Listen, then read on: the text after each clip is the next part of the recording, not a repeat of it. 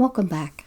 I'm Dr. Michelle Border, and in today's episode, I'm going to talk about healthy relationships and how to communicate our feelings in healthy ways.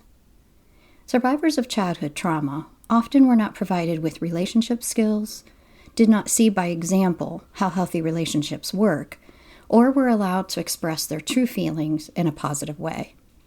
This can hinder developing healthy relationships in adulthood.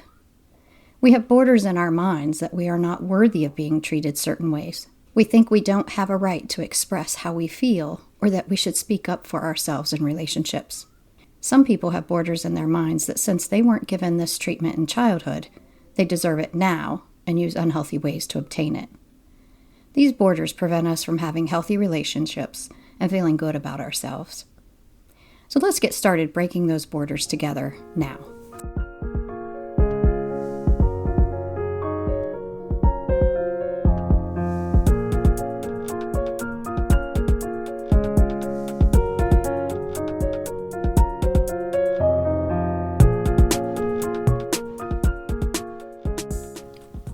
In episode 3, I discussed emotional needs.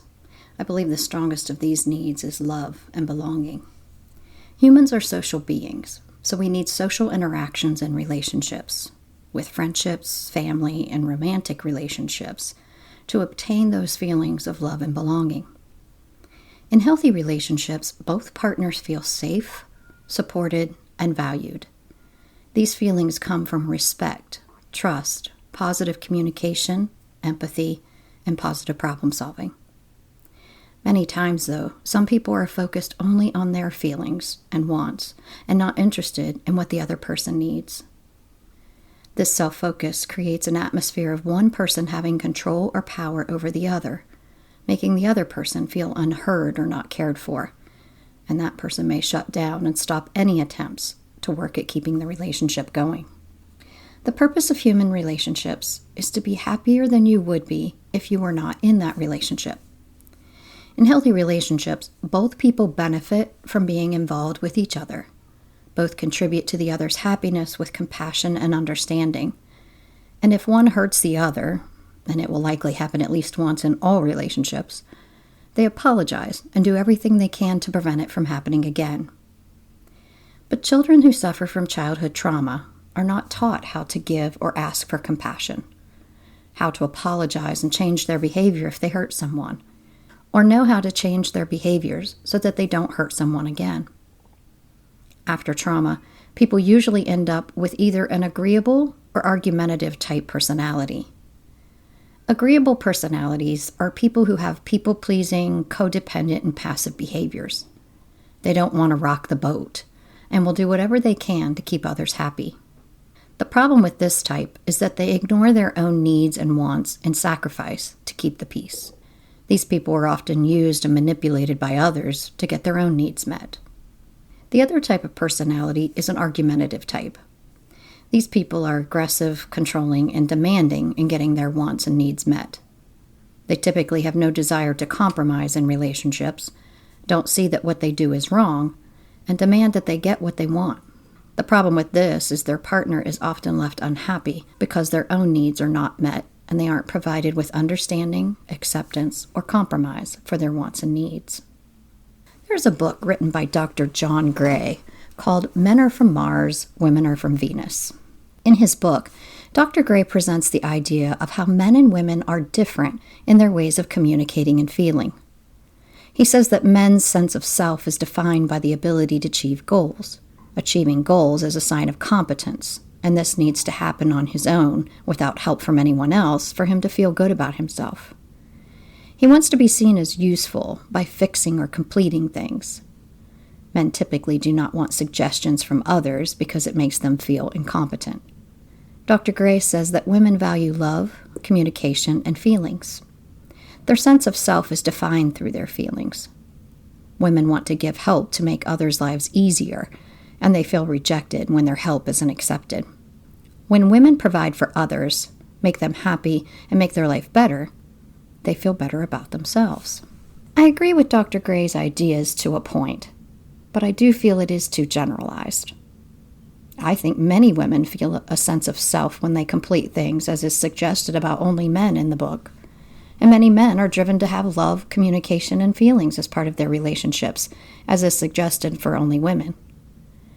While Dr. Gray's ideas about men and women are generic, I don't think you can classify one group as a certain way. I do think humans have similar characteristics, needs, and behaviors, and some of Dr. Gray's generalizations are true, but I can't say one thing is true for all in a group. I believe we also have to factor in what happened in the man or woman's past that may alter the general statements Dr. Gray assigns to men and women. I've known many men who were not driven to complete things alone to have a sense of gratification, and many women who were not driven by love and communication. Our past experiences shape who we are now. Maybe in a normal, positive environment during childhood, a person would turn out the way Dr. Gray suggests. But if raised in a traumatic environment, I believe the results can be different. It is important to look at ourselves and others as to who they are, how they think, and what their behaviors are, not by a generalization. When we truly know ourselves and those we have relationships with, then we can form better relationships. People who are survivors of childhood trauma sometimes do not know how to be respectful to others' feelings or of healthy ways to communicate. Survivors of trauma may think that feelings need to be suppressed, are dangerous, or unimportant. They may feel disconnected from their feelings as a protection mechanism from abuse, a repression of feelings because they were never allowed to express their feelings, or a lack of understanding of their feelings because they were not taught how to manage their feelings. Some survivors may only be able to express unpredictable or explosive feelings. Because they don't have the knowledge to express their feelings in a healthy way, they can become frustrated and angry that they cannot handle conflict in a positive way and lash out with anger. Childhood trauma survivors' brains have been wired to see all stress as a threat. When threatened, humans react in a protective way. That is by either shutting down or aggressively reacting to the threat. Conflict is stressful and can be seen as a threat to a survivor of childhood trauma.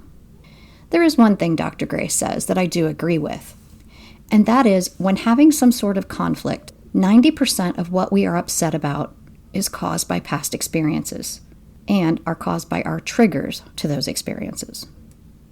10% of what we are upset about is what is currently happening. An example would be that sometimes I start talking to my husband while he's looking at something on his phone. He doesn't recognize that I am talking and doesn't pay attention to what I'm saying. I get upset and feel hurt when he does this. He isn't ignoring me on purpose. It's just that his attention was directed elsewhere when I started talking. Sometimes he hasn't even heard that I'm talking. I recently realized that the reason I get so upset is that it triggers feelings of being ignored and dismissed in my past relationships. When in conflict situations, we are often triggered by past pain and hurt from former relationships. Children who experienced abuse or neglect will hold that pain into adulthood, where it will impact new relationships. It is possible that during childhood they were not taught how to manage their emotions, how to express their emotions, or even allowed to have the emotions they truly felt. So in adult relationships, they carry these traits along, and this hinders creating healthy communication. Survivors learn to repress their feelings, think their needs and wants don't matter, and don't know how to express their emotions in a healthy way. People typically turn out one of two ways from these experiences. They either shut down their emotions, not expressing their needs and wants, and making the other person's needs more important, or they have a more aggressive approach by demanding their needs or wants be prioritized. They respond to conflict with anger and blame and refusal to hear or compromise in the relationship. Going back to my example of my husband on his phone, at first I handled the situation with shutdown, feeling that I didn't matter, that I wasn't important to him, and he didn't care that I wanted his attention. My past experiences triggered these feelings in me. If I were the more aggressive type, I would have yelled at my husband, accusing him of being selfish, not caring about me, and other accusatory names. Likely, this would prompt him to want to yell back, defending himself and accusing me of something hurtful. When we are verbally or physically attacked, our mind and body sees it as a dangerous situation, and we go into protective mode. If we feel threatened, we react with aggression. This can turn into a back and forth argument, and typically doesn't result in a healthy solution. Eventually, after thinking the situation through, I sat down with my husband and calmly told him how it bothered me that he ignored me when on his phone. He explained that he didn't realize I was even talking, and then we discussed how we could prevent this type of misunderstanding from happening again. We have a relationship where we respect each other's thoughts, feelings, and emotions, and are willing to communicate in a healthy way so that we grow together instead of apart. If a person does not learn to recognize, manage, and cope with their emotions, it can affect the development of relationships and their own happiness. Some survivors are afraid to face their feelings for fear of experiencing past feelings of hurt and shame. They may struggle to feel positive emotions because their life was so full of negative emotions in childhood that positive ones feel foreign and uncomfortable. As a child, they may not have been allowed to express their feelings because the parent did not want to deal with the child's emotions, so they learn to suppress those feelings and try not to feel anything but what others want from them. Another result may be feelings of anger for the injustices when experiencing feelings in the past, an entitlement for having their feelings and needs validated because they weren't as a child, or righteousness for their own feelings to the point of not being willing to consider others' feelings.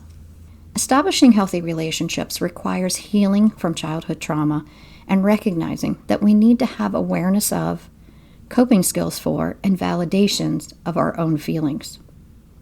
This involves shifting from a state of survival to one of emotional regulation and self-compassion. So, how do we get there? One way is through counseling. Working with a counselor you are comfortable with can help you work through your emotions so that you can label them, find the strength to share them, and understand healthy ways to express them. Through my counseling and some self-help books, I discovered names for my feelings, an understanding that my feelings do matter, and encouragement to share my feelings and my relationships. I also discovered that it is okay to ask for and want certain responses to my feelings from the people I'm in a relationship with. After being taught as a child that my feelings didn't matter and that I was a burden, it was difficult to accept this fact. To help me become more comfortable with my feelings, I began to journal about situations where I experienced feelings that I was overwhelmed with. I used lists of feelings so that I could recognize what I felt and describe it appropriately. I struggled to feel validation for my feelings, but the more I read about emotions, the more I realized that what I felt was normal and acceptable in that situation. As I became more knowledgeable about my emotions, I felt better about sharing them with others. I began to discuss situations that caused me to feel certain ways with people I trusted who would listen and not react aggressively. The more I did this, the more comfortable I became. As you work through this process, be patient and kind with yourself. You are undoing patterns in your brain that were taught for many years. It's going to take a while to undo them. And when you begin working through conflicts, if you get overwhelmed and struggle to react positively, take a break. Tell the other person you need some time to process what has been said, to think about what you are truly feeling, and to try to come up with a solution that will work for both of you. Resolution and growth don't have to happen in an instant. Not too long ago, I read a book called Let Them by Mel Robbins. One thing Mel talked about in her book that has helped me a lot is the 5 whys, WHYS. This is a method used to better understand what you are feeling when you are upset about a situation. You first state what the problem is. I'll go back to the example of my husband being on his phone when I was trying to talk to him. I asked myself, what am I upset about? The answer was that he was ignoring me. The next question was, why am I upset about this? This answer was because he was making me feel ignored and unimportant. The third why was he ignoring you? This answer was, well, he wasn't ignoring me on purpose. He was on his phone already and didn't hear me talking. My fourth why question was, why did I feel ignored if he was already busy? The answer to this one is, because he didn't listen to me, and it made me feel ignored like I was in my past relationships.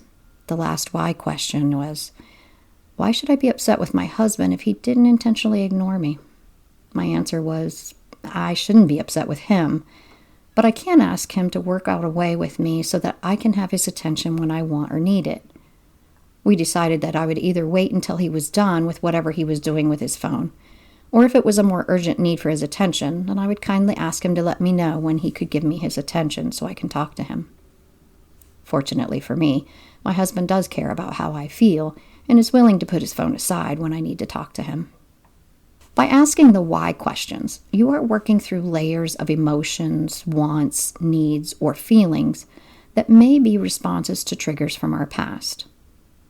Also, by working through the whys, you may see a solution to how to keep yourself from feeling upset in that type of situation again in the future. Another thing Dr. Gray states in his book that I totally do agree with is the use of I statements when communicating with another person. Often when discussing our feelings, we say things like, "You made me so mad when you did that." This type of phrase places blame on the other person and causes them to become defensive. Instead, saying something like, "I felt angry when you did that. I don't like to feel that way. What can we do to change things so that doesn't happen again?" This way of saying it doesn't place blame on anyone and expresses your feelings and what caused those feelings. Now, hopefully, the other person is willing to work with you to resolve the situation. If not, then you will have to decide how you want to proceed in the relationship. With my example with my husband, I didn't go to him and say, "You're always on that damn phone. Why don't you ever pay attention to me?" I doubt he would have been willing to work through how to improve the situation if I did that, but I do understand the urge to react this way. So, what if you've worked out your emotions, learned how to express them positively, but the other person is still aggressive, attacking, and unwilling to validate your feelings, let alone work towards a solution for a healthier relationship? If others aren't willing to work on the relationship, then you have some choices to make about that relationship. One choice is you could continue to try to communicating your needs, perhaps explaining that without some cooperation from both people at making the situation better, it may affect the health of the relationship. Explain to them that it hurts you that they react this way, and you can see they aren't really happy either. So would they please work to find a better solution? Another choice is if the relationship is too toxic and the other person refuses to do their part to make it better, you may need to consider distance, boundaries, or going no contact. Creating distance means you limit how often and for how long you are with that person. It also means that you have to recognize that person's limitations in providing you the relationship you need. Boundaries are rules you set for yourself when interacting with that person, like telling yourself you will not tolerate an argument and telling them you will not stick around if they're going to yell at you or use negative words, or not providing that person with the verbal or physical wants they require of you without getting some of that in return. I've had to do this in past relationships where, for example, I told the other person that if they were going to continue yelling at me and calling me names, that I would not continue the conversation, then walked away when they did continue that negative behavior. No contact means just that, no contact or interaction with this person anymore. You may have to consider cutting off the relationship because it's too toxic and unrepairable. This is especially difficult to do with family, but sometimes necessary for your own mental health. I have talked before about having to do this with my mother and about being divorced. The two most difficult decisions I ever made in my life, but also the two decisions that I needed to make for my own mental health. Another option is professional counseling. If the other person is willing, the two of you could seek help from a counselor on how to work together to form a healthy relationship. A counselor could be a mediator to help the two of you see things from each other's point of view and work through problems so that both of you feel better in the relationship. Healthy relationships, whether it's with a family member, a friendship, or a romantic relationship, have several qualities. One is open communication. You feel like you can tell that person anything, and they will not judge or criticize you for how you feel. Part of healthy communication is being respected. You know the other person will accept your wants, needs, and feelings and work with you to support you being happy. Trust and safety are also important. You should feel like you can share your emotions and be yourself with that person without judgment or criticism of who you are. All relationships are going to have conflicts, but in healthy relationships, those conflicts are resolved peacefully without aggression, belittling, or admonishments. When working through conflicts, there should be compromise in finding a solution. One person doesn't get all their needs and wants met with the other person getting none. Another thing that helps in relationships is understanding that you each need your own individuality, but also celebrating each other's achievements, offering support during difficult times, and recognition of their uniqueness. Feelings are valid, but not all behavior that comes from them are. This can be evident when we navigate being in healthy relationships. When two people with different wants, feelings, and opinions try to be in a relationship together, they may struggle to express their feelings in healthy ways, so their relationship grows stronger and is happier. To have healthy relationships, we need to understand, regulate, and validate our feelings while respecting and validating others. Working towards being emotionally healthy can be a hard thing to do for childhood trauma survivors who were taught that their feelings didn't matter, shouldn't be voiced, or were shamed for having feelings. To help you with this, I'm going to put a journal prompt on my website at breakingoutrborders.com, and I will include a chart from Dr. Gray's book that will help you determine if your relationships are healthy or toxic, and a chart that gives you ideas of the various different feelings we may have so that you can better identify what you feel. Please continue listening to my podcast on your favorite podcast provider, and follow me on Facebook, Instagram, TikTok, and YouTube. Thanks for listening.